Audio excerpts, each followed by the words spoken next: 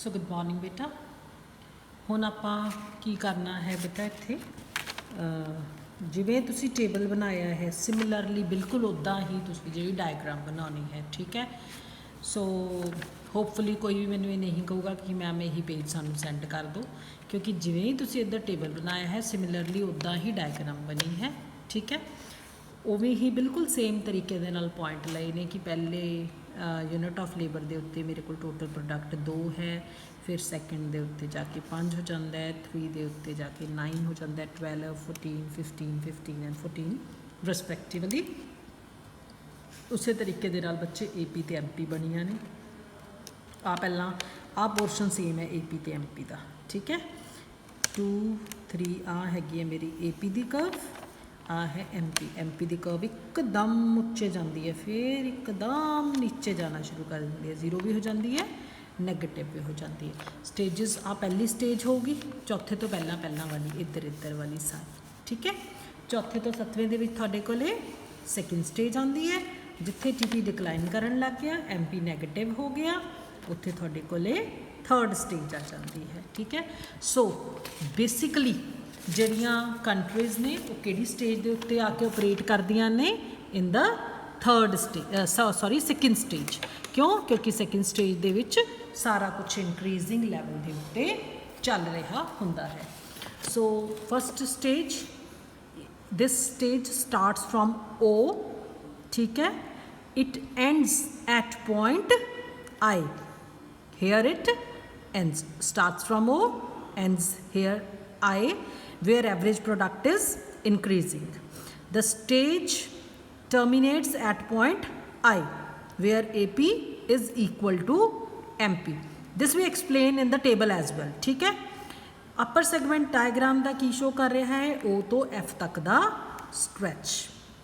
Second stage I तो लैके point C तक, इन्हां दोनों पॉइंट्स के विच AP डिक्रीज़ करूगी, MP भी डिक्रीज़ करूगी। कदों तक डिक्रीज़ करूगी? जदों वो 0 हो जाती है। A पॉइंट C के उत्ते आके ख़त्म हो जाती है in the lower segment, upper segment G के उत्ते आके ख़त्म हो जाती है। थर्ड स्टेज कदों आती है? जदों AP डिकलाइन कर रहा है, MP नैगेटिव हो चुकिया है, TP भी डिकलाइन करना शुरू हो गया है। थर्ड स्टेज G तो स्टार्ट होती है, यू नैवर नो कित्थे तक जाके यह एंड होगी, ठीक है। Significance this AP MP TP relationship, you need not to do anything about it.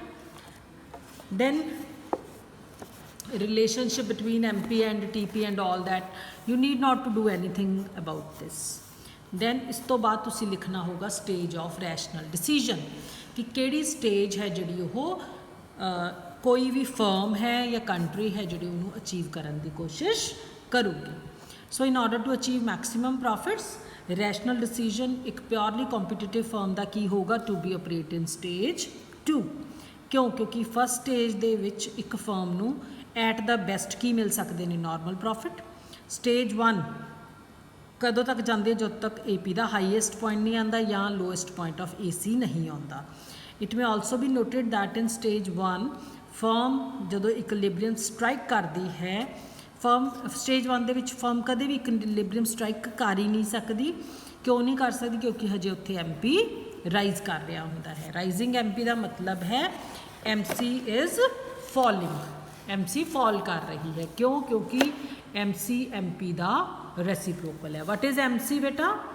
Marginal cost, change in the cost of production of one more unit of production, and no rational producer will stop increasing his output।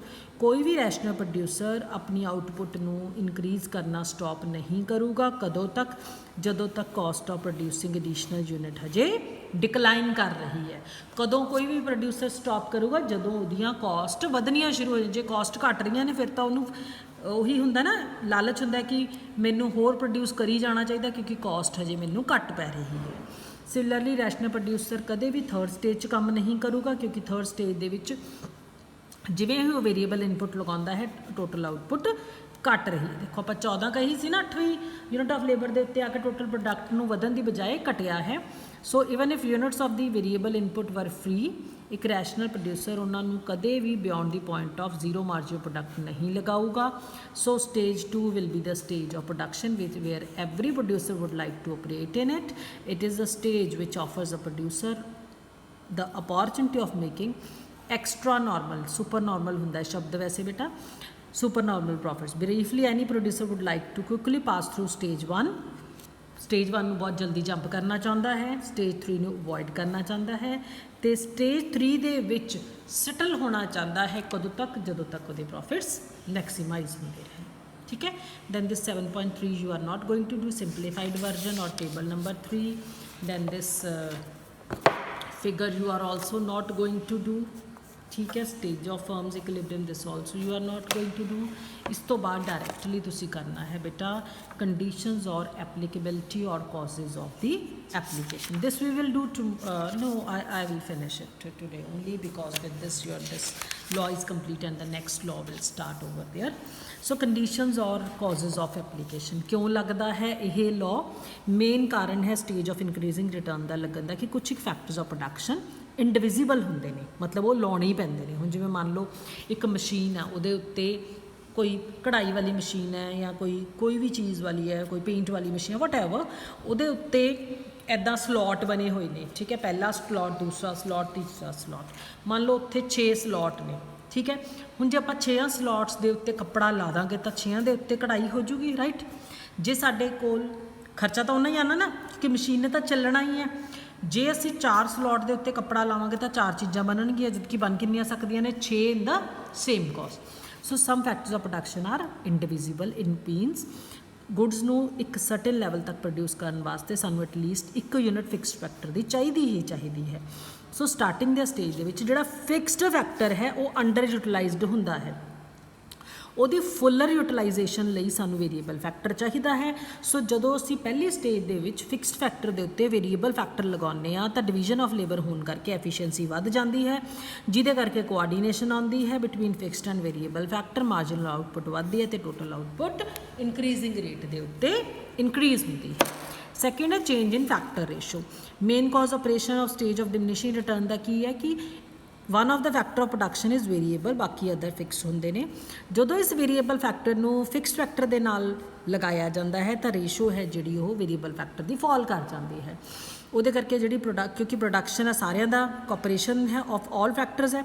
सो जो असी एक additional unit of variable factor नू produce करते हैं with relatively less unit of fixed factor तो marginal returns ज़्यादा आउंदियां ने। फॉर इंस्टेंस एक फील्ड है 10 हेक्टेयर का जिहदे उत्ते 5 लोग लाए हुए हैं, लेबर रेशो कितनी होगी 2:1 की होगी। इन दी कॉन्ट्रेरी जो नंबर ऑफ लेबर 10 कर दिए तो नवी रेशो 1:1 होगी। हुण हर एक लेबरर को 1 हेक्टेयर लैंड आऊगी and it will produce less than 1 labourer on 2 hectare of land. So जदों ratio of land to labour fall कर दी है तो मार्जिनल प्रोडक्ट लेबर का घटना शुरू हो जाता है, क्योंकि लेबर के उत्ते प्रैशर आना शुरू हो जाता है। Next imperfect substitute.